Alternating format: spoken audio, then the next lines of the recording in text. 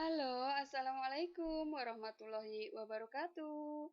Bagaimana kabarnya anak-anak hebat? Di pertemuan PJJ minggu ini, kita akan belajar tentang teks diskusi.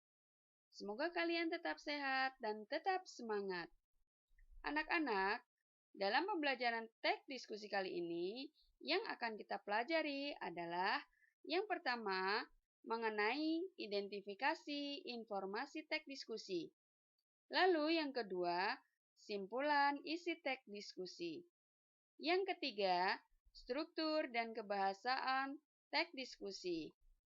Dan yang terakhir adalah presentasi teks diskusi. Sekarang kita pelajari mengenai identifikasi informasi teks diskusi. Identifikasi informasi teks diskusi meliputi dua hal. Yang pertama, pengertian dan ciri-ciri teks diskusi.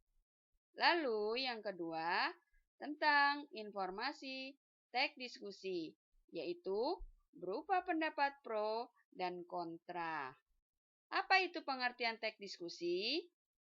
Teks diskusi adalah sebuah wacana yang berupa tulisan yang membeberkan dua pendapat yang berbeda. Satu di sisi pendukung dan satu di sisi kontra, yang diakhiri dengan simpulan atau rekomendasi penulis. Lalu bagaimana ciri-ciri teks diskusi? Ciri-cirinya yang pertama, struktur terdiri atas isu, argumen mendukung, argumen menentang, dan simpulan. Yang kedua, memuat informasi yang cenderung bersifat informatif, argumentatif. Lalu yang ketiga, menerapkan unsur kebahasaan. Nah, teks diskusi yang berisi informasi tersebut berupa pendapat yang mendukung atau pro dan pendapat yang menentang atau kontra. Pendapat pro atau mendukung adalah pendapat yang berisi pernyataan mendukung, menunjang, atau menyokong pendapat orang lain. Pendapat yang berisi penentangan atau ketidaksetujuan terhadap suatu pendapat disebut pendapat kontra. Lalu yang kedua, bahasan mengenai simpulan isi teks diskusi. Simpulan isi teks diskusi ada 3, yaitu kita nanti akan menentukan isi teks diskusi. Yang kedua, meringkas teks diskusi. Dan yang ketiga, menyimpulkan isi teks diskusi. Bagaimana langkah-langkah meringkas? Yang pertama, tentu kalian harus membaca teksnya. Teks diskusinya dibaca dulu.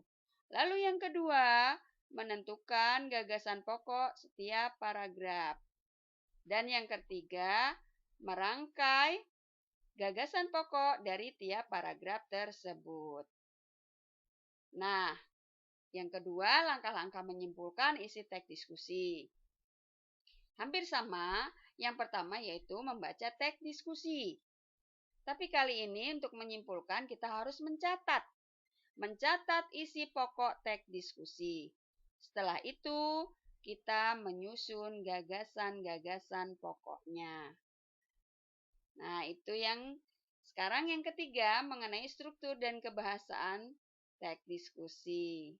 Ya, struktur teks dan kebahasaan teks diskusi meliputi dua hal, struktur teks diskusi itu sendiri dan kaidah kebahasaan teks diskusi.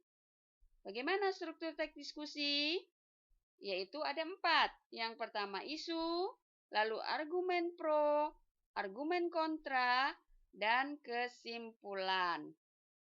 Sedangkan kaidah kebahasaan teks diskusi yaitu meliputi kalimat argumentatif, kata kajian, kata populer, dan konjungsi.